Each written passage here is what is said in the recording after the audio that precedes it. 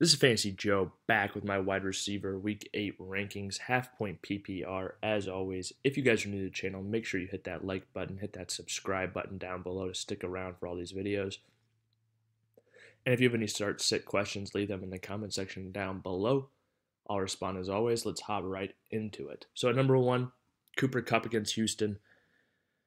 The Rams have shown that they're willing to throw the ball even in a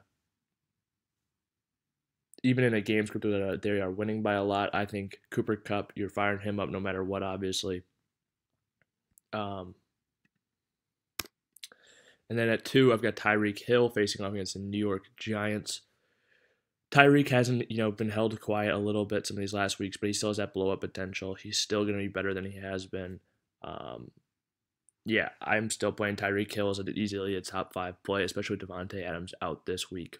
Oh, also with Davante Adams out, I think Randall Cobb is probably the safest play. I think Marquez Valdes-Scantling is probably swinging for the fences.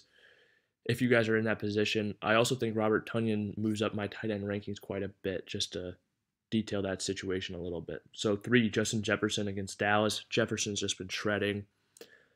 And I'd be excited to play him against that Dallas secondary. I know Trayvon Diggs has been picking people off like crazy, but he also allows a lot of yards. 4, Stephon Diggs against Miami. 5, Deebo Samuel against Chicago. I think Diggs gets it going. I think Samuel, that's actually a solid matchup for them.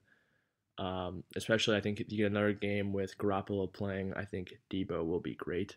Jamar Chase at 6 against the New York Jets. Only reason Jamar Chase is this low is just people haven't had to throw very much in the second half against the Jets. That's my worry for him here. He might only get a half. I still think he'll be very good for your fantasy team, though.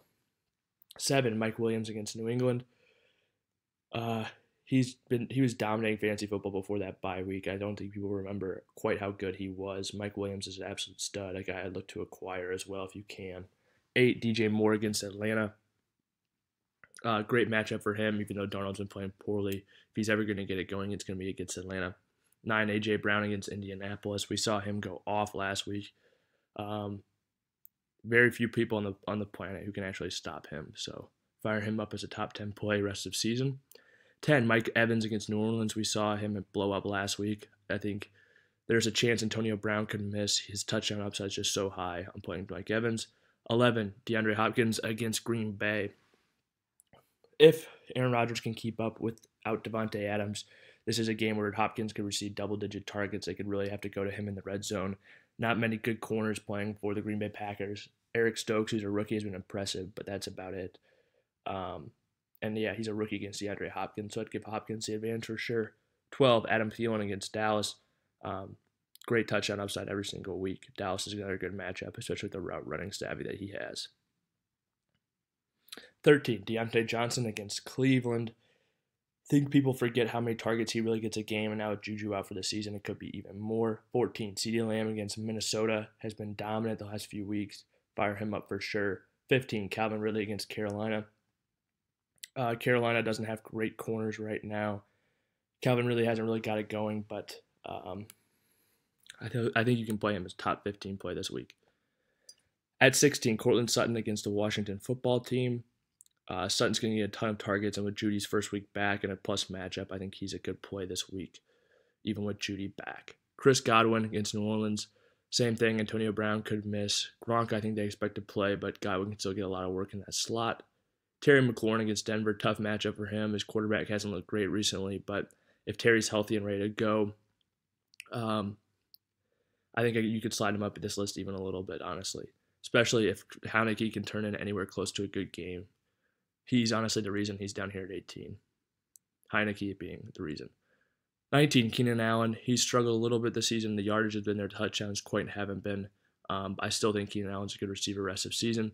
Brandon Cooks against the Los Angeles Rams, revenge game for him. Tyrod could play this week too, which would be a huge plus for him. He's an easy top 20 play for me, especially if Tyrod plays. Amari Cooper against Minnesota. I think people are sleeping on Amari Cooper a little bit too much. I think the bye week was perfect timing for him. He's a little banged up. I think he can get back to doing his thing. 22, Emmanuel Sanders. Got good targets. Miami's a good matchup for them. You just don't know who's going to catch the touchdowns, but there's a really good chance it's Emmanuel Sanders with the amount of routes he's been running so far this year. DK Metcalf against Jacksonville. I think this is actually a solid matchup for DK. Obviously, Jacksonville's secondary isn't very good, and they should hopefully be in the game for most of it. So yeah, Kadarius Toney at 24, kind of calling my shot here. But I think Toney's going to continue to be very, very good for fantasy. Great matchup this week against Kansas City. I'd be firing up Kadarius Toney. I think they auto-corrected his name.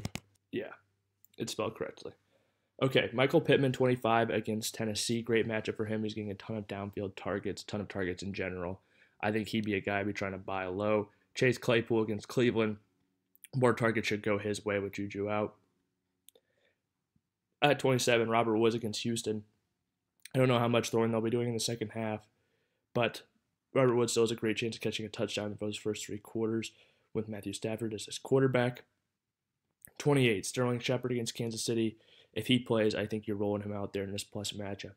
29, Marvin Jones against Seattle, another guy in a good matchup. I think Marvin Jones is number 1 for that team as well. Jacoby Myers, probably the number 1 for the Patriots against the Chargers. I think he gets close double-digit targets in what's probably a pass-heavy game for New England, especially in the second half. I imagine they'll be down against the Chargers coming off of a bye. If you guys have made it to this point in the video, please hit that like button, hit that subscribe button. And if you have any questions, any start-sit questions, any general fantasy questions, just go ahead and leave those in the comment section down below. I'll respond as always. Until next time, this has been Fantasy Joe. See you guys.